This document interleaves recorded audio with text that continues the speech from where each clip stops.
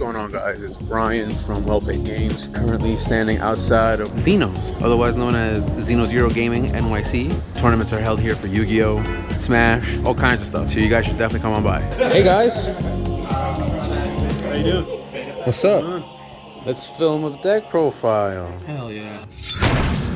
This deck lost Protos, this deck lost Order, but it's still live, it's still kicking, and I'm gonna show you why. Starting off with your standard lineup, 3 Swordsoul of Moye, 3 Swordsoul Strategist Long One, and 3 Swordsoul of Taya. The 2 Swordsoul of Taya, I apologize. Very simple, very simplistic. They all get you a token on their various effects. Cannot link or do anything else with that token while you have it on the field other than Synchro Summon. 3 copies of Incredible Ecclesia of the Virtuous. Great going second card. Okay going first, but it's a lot better going second. Tribute, summon a Swordsoul from the deck or a Fallen of Albaz. We don't use him yet, but eventually. 3 of the Tenyi Spirit Ashuna, 3 Adhara, 2 copies of Vishuddha. We play the others at 3 only because we do the Halki Fibrax combo, and we play Vishuddha at 2 because it's not good going first. You can open it fine, but you use it for the combo. We play the 1 brick because we do play the Heavenly Circle. This is really only used to search off of the circle, and it's also a thing you can use if they pop your token. You don't really use for anything else. The 1 extender, the Despot 001, Hulk, this, Rordon, your whole playline goes from here. It's not even a bad Garnet to draw because you can normal summon it if they Ash your Hulk and then just make a Rordon that way. 3 copies of Ash Blossom, 2 copies of Ghost Ogre. Ghost Ogre is an underrated card this format. Not only can you use it when you're under Tikaboo, get it off E-Tel, you can normal summon it. Tenyi on board, you make Baron pop Tikaboo. You can also just leave it there to stop things like Appaloosa, the other Sword Souls in the mirror match, Wandering Griffin Rider. All of those effects require them to still be on field. And onto our spell cards, we play 9 copies of Rhoda, in this case, 3 Emergence, 3 Vessel for the Dragon Cycle, and 3 Heavenly Dragon Circle. If I didn't have to play Dragon Circle, I would cut it, but it's a necessary evil. Under Mystic Mine, under Dogmatica Punishment, Veiler, Imperm, Chalice, etc. It just gets it out of the way. This card did not survive the ban list. You would normally play 3. 1 Chalice and 3 Droplet.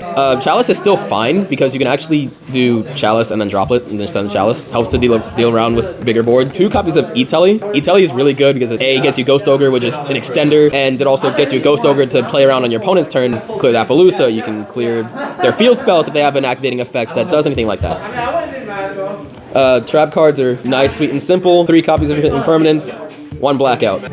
Extra deck is almost simple. We play the Yang Zing Synchros, 1 Yazi, 1 Chao Feng, and 2 copies of Baxia. This is necessary for the Hulk combo. You use this to get into your Sword Soul plays after you do your Hulk. Chao Feng is good for locking out a lot of things. I actually used this in a tournament recently to lock a Mech Knight player out of his entire deck. Baxia is good. It reborns all of your level 4 lowers. That includes the tuners, non-tuners can summon Ecclesia, so doesn't have to summon worms. And it spins if you use 2 or more attributes. You play 2 Monk of the Tenyi and 1 Shaman. Monk is just what you use to go into your Hulk, and Shaman can reborn your worms. It also has an effect where if you declare an attack with a non-effect monster, it pops 1, but that barely comes up. It does sometimes, but not often enough to matter.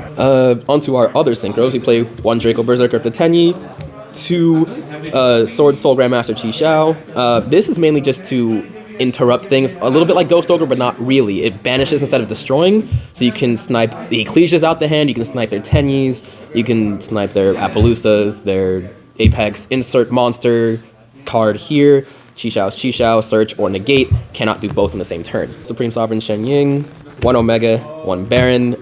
This is a little bit interesting for people who don't know about the Hulk combo. You basically use this to get pseudo hand knowledge. You don't get exact hand knowledge because it's not deliberate, I should say. Shen Ying is Shen Ying, Baron is Baron, Hulk, Rordon. This combo is really fun. It nets you at least like 8-9 cards, and Rordon just makes this whole combo live. I will actually showcase it in a second, so that way you can see what I'm talking about. Just want to give a shout out before we go to XenoZero Gaming, 21 Ludlow Street if you're ever in New York City. They've got these awesome mats that you can actually get here. They're a bunch of cool guys, and thanks again for letting us do this. So for the Hulk combo, the main 2 cards that you need is just 1 Tenyi and Vessel. It can also be Adhara if you open it. The only one you don't want is Vishuddha, and I will explain why. You're going to activate Ashuna, summon itself, because you have no effect monsters. You summon Monk.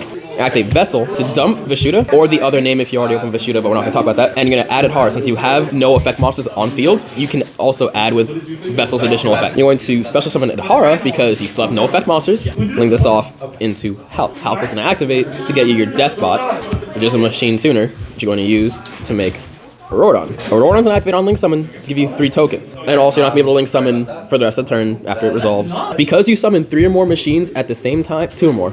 I apologize, 2 or more. You're going to summon Despot from your graveyard. And this is all without using a normal summon, by the way. You have not used your normal summon yet. Synchro Summon, because they are level 3, you can make your Yazi. Attack defense doesn't matter. You're going to activate Auroradon's effect. He can do 1 of 3 effects depending on how many monsters you tribute. You can tribute tokens, you can tribute himself, you can tribute other monsters. In this case, he's going to tribute himself to pop Yazi. Since Yazi was destroyed, he's going to get you your Swordsoul of Taya. Taya will activate Engrave. Banish, in this case, the Yazi, since it's just the 2 cards we open with. Get yourself a token. You make Boxia. You don't activate this effect unless you're going second. You always want to activate the Taya's effect. When it's used for Synchro Summon, you send a worm from your deck to the grave. So that will get you a sent Moye. You send Moye from deck to graveyard. Boxia can pop either himself if you attributed the token or the Auroradon, or he can pop anything else on your board to summon back that Moye. You see what's is going here? You've used Moye without normal summoning him, and you still haven't used your normal summon yet. You can reveal a worm if you opened one, get your other token, and then that nets your Chi-Shao without using your normal summon. All that doesn't play around Nib unless you do other lines of play, like you make Borlug Savage, or you make Omega to snipe the Nib from the hand. It's all subjective up to the point of Yazi Synchro Summon. Other than that, you have to do all those lines of play before you want to commit to your normal summon. This also is a really good way to see if they do have hand traps. Like if they have Nib, they Nib you on this summon, cool. You can summon a Tenyi, and you just keep going from there. You can still extend past this point, and that is what you're really trying to do. You don't have Protoss, you don't have Order, you can't sit on Protoss and Order anymore. You want to be able to extend past your usual lines of play with this deck. You don't want to sit on Swordsoul and pass. You want to be able to have a lot of flexibility. With the results that I got from my most recent tourney, that's what I saw. I saw that I had a lot more flexibility than with your standard Chi-Shao, Baron, Order, Blackout, Pass. There was a lot more options that I had to deal with the matchups that I was given. And that's the same thing that I want to provide to you guys. Thank you so much for watching, and don't forget to like, comment, subscribe. Actually, Marcus, speaking of sneak peeks. Oh, what? That's crazy. We actually got our I can't remember the name of this ritual right now, but we got his fusion action. We got his field center, and we got 5 packs of Battles of Chaos. We're actually going to open these now. So starting off, don't know what any of these cards do. Not gonna take the time to read them. We got an S4's reactivate. I guess I can't read upside down that much. Oh, it's you can use it in your hand as a link material for an S4's monster. Yeah, that's like the mini. Awesome. Make Justify pretty easy. Funniest card in this entire set, just purely off of card art. Konami, you guys did some wonderful things. We got a Vision with Eyes of Blue. I don't think this is a good spell card. And then we got some Dinorphia cards. I'm actually going to be building this deck. Oh, we got a Dark. Okay, that's really useful. Oh, the new Agent support also came out in this. DD Griffin. Okay, this is actually a useful card for DD. All 5 of you who still play this deck in 2022. Last pack. It's can only go up from here. Oh, okay, we got an Ultra. All right. This is the Dinorphia fusion. Is that the negate? You can pay half your life and banish 1 Dinorphia normal trap from your graveyard. This card's effect becomes the effect of that card when it was activated. Wow, that's pretty good. All right. So that was sneak peek and also the Swordsoul deck profile. Take care of yourselves.